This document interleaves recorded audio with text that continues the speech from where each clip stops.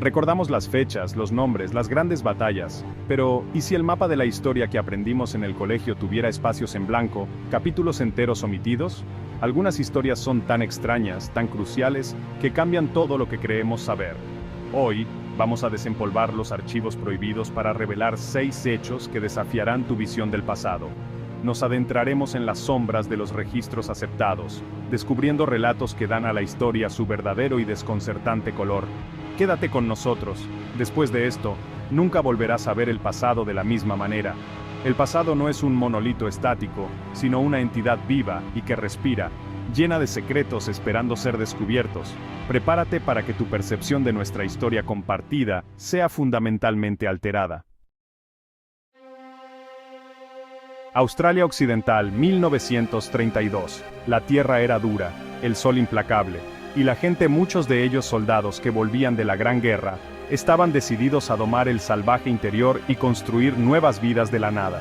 Estos veteranos de guerra, ahora granjeros, ya se habían enfrentado a los horrores de los campos de batalla lejos de casa, pero nada en su entrenamiento militar podría haberlos preparado para su siguiente adversario, el emú.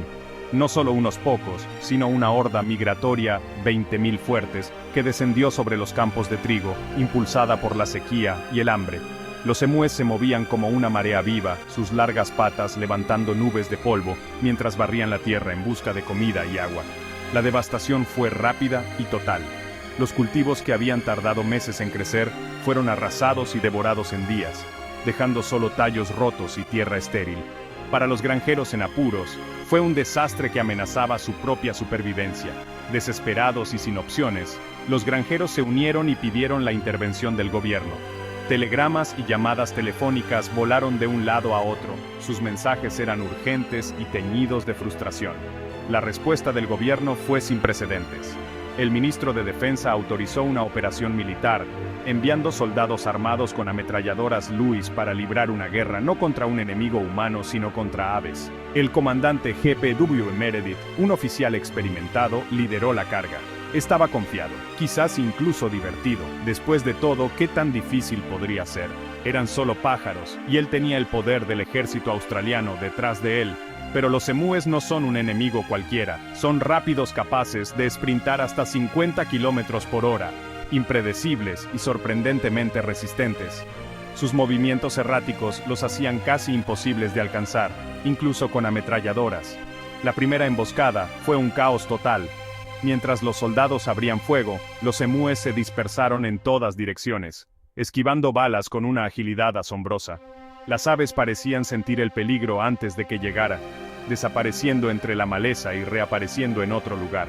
Se dispararon cientos de balas, pero cuando el polvo se asentó, apenas una docena de emúes yacían inmóviles. El resto había desaparecido, dejando a los soldados frustrados y desconcertados. Decididos a adaptarse, los soldados montaron sus armas en camiones, esperando perseguir a las escurridizas aves. Pero el terreno accidentado hacía imposible apuntar, y la agilidad de los emúes convirtió la operación en una farsa. Los camiones rebotaban y se sacudían, los artilleros fallaban, y los emúes simplemente superaban a sus perseguidores. La prensa se lo pasó en grande. Los periódicos publicaron titulares burlones, y los dibujantes representaron a los emúes como astutos vencedores, superando al ejército en cada giro. La llamada Guerra de los Emúes se convirtió en una broma nacional. Después de un mes de esfuerzo infructuoso, con poco que mostrar, excepto vergüenza y munición desperdiciada, el ejército se retiró derrotado. Los soldados recogieron sus cosas con el orgullo más herido que cualquier otra cosa. Se lanzó un segundo intento, pero para entonces, los emúes habían aprendido. Se dividieron en grupos más pequeños y elusivos, lo que los hacía aún más difíciles de rastrear y atacar. Las aves parecían anticipar cada movimiento, superando a los soldados en cada giro. El comandante Meredith, antes tan confiado, se vio obligado a admitir la derrota. Llamó a los emúes un enemigo formidable, un título generalmente reservado para adversarios humanos. El registro oficial era claro, los emúes habían ganado. Las aves vagaban por los campos, sin ser molestadas, mientras el gobierno buscaba nuevas soluciones. Después, el gobierno abandonó la acción militar y optó por recompensas y cercas de alambre, esperando detener la marea de invasores emplumados por medios más convencionales. la Guerra de los Emúes se erige como un capítulo bizarro en la historia australiana, un recordatorio de que la naturaleza es impredecible y que el ingenio humano a veces no es rival para lo salvaje. Es una historia de resiliencia, absurdo y los límites del control. A veces, los oponentes más poco convencionales son los más difíciles de derrotar. Los emúes, con su velocidad y astucia, demostraron ser un desafío como ningún otro. Al final, las aves realmente dominaron el campo de batalla, caminando con confianza por los campos que una vez pertenecieron a los granjeros. La Guerra de los Emúes es un testimonio de la resiliencia de la naturaleza, una advertencia contra la soberbia humana y una historia que sigue fascinando y divirtiendo hasta el día de hoy.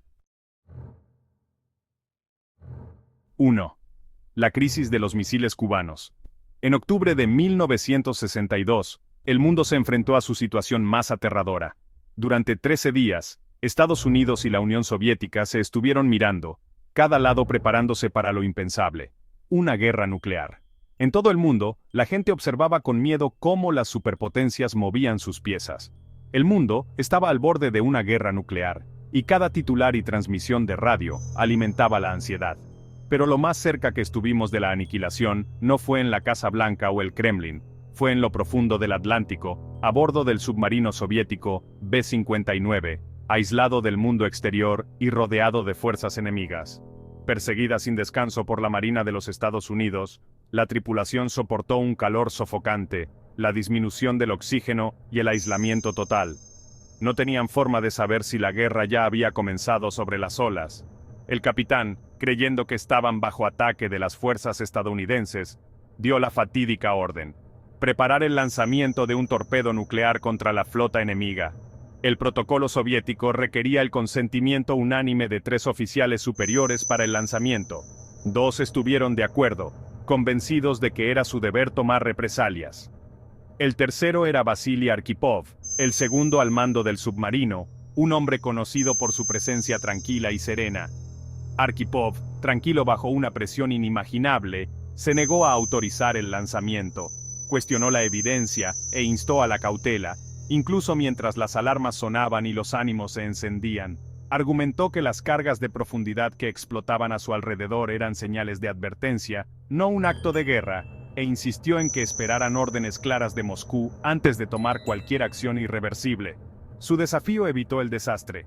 En lugar de lanzar, el submarino salió a la superficie y se rindió a los barcos estadounidenses, evitando por poco un intercambio nuclear que podría haber destruido millones de vidas. El mundo nunca supo lo cerca que estuvo de la destrucción ese día. La gente común siguió con sus vidas, sin saber que una sola decisión había salvado a la humanidad de la catástrofe. Arkhipov regresó a casa a la Unión Soviética, sin ser celebrado ni reconocido. No hubo desfiles ni medallas, solo un tranquilo regreso a casa para el hombre que había cambiado el curso de la historia. Su nombre rara vez se enseña en los libros de historia, pero ese día, Vasily Arkhipov fue el hombre que salvó al mundo. Su coraje y claridad mental evitaron un desastre que habría alterado la civilización para siempre. A veces, la historia gira en torno al coraje de una sola voz tranquila. En los momentos más oscuros, a menudo es la mano más serena la que sostiene el destino del mundo. En medio del caos y la devastación de la Segunda Guerra Mundial, cuando la esperanza escaseaba y cada día traía una nueva incertidumbre, el segundo cuerpo polaco encontró un camarada inesperado, un oso pardo sirio llamado Wojtek. Su historia se convertiría en uno de los relatos más notables y conmovedores surgidos de la guerra. Huérfano siendo un pequeño osesno en las montañas de Irán, Wojtek fue descubierto por unos niños locales y pronto adoptado por un grupo de soldados polacos que pasaban por allí. Lo criaron como a uno de los suyos, dándole leche condensada de biberón, compartiendo sus raciones y enseñándole las rutinas de la vida militar. Wojtek se convirtió rápidamente en su querida mascota y un verdadero amigo, ofreciendo consuelo y risas en los momentos más oscuros. Wojtek no era un oso cualquiera. Bebía cerveza con los hombres, jugaba a luchar con ellos, y por la noche, se acurrucaba y dormía en sus tiendas de campaña, proporcionando calor y una sensación de hogar. Sus travesuras y su naturaleza apacible lo convirtieron en un símbolo de esperanza, resiliencia y el espíritu perdurable de la camaradería. Cuando las regulaciones militares amenazaron con separar a Wojtek de su familia adoptiva, los soldados idearon una solución inteligente. Alistaron oficialmente a Wojtek como soldado raso en el ejército polaco, con su propia libreta de pagos, número de serie y rango. Esto le permitió viajar con la unidad y permanecer a su lado durante toda la guerra. En Italia, durante la brutal y crucial batalla de Montecassino, la leyenda de Wojtek realmente comenzó a crecer. Los combates eran feroces, y los soldados se enfrentaron a inmensos desafíos mientras avanzaban contra el enemigo.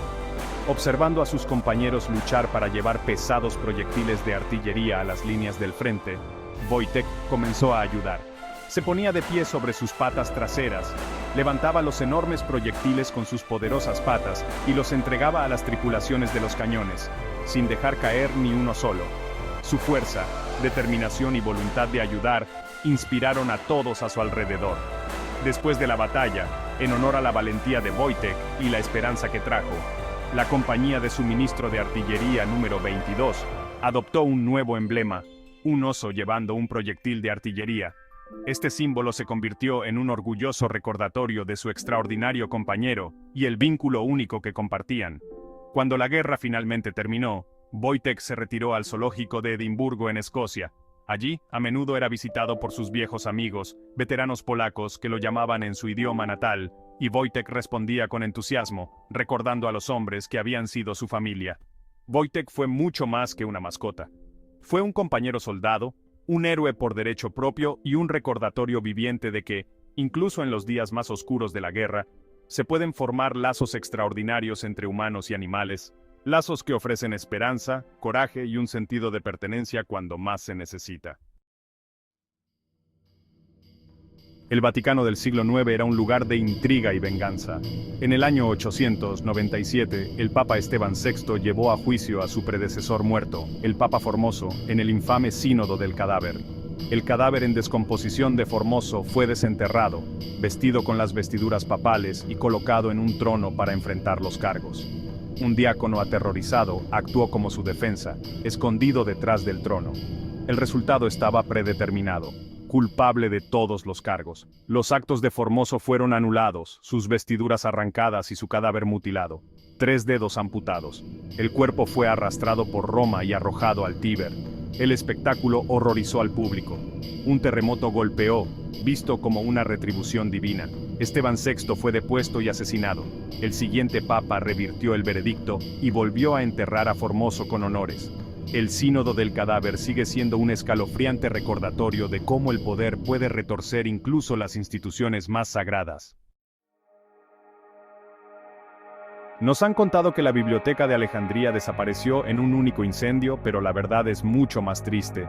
Su destrucción fue lenta, un declive de siglos, no un incendio dramático. Incendios, como el de César en el 48 a.C., dañaron la colección, pero la biblioteca sobrevivió.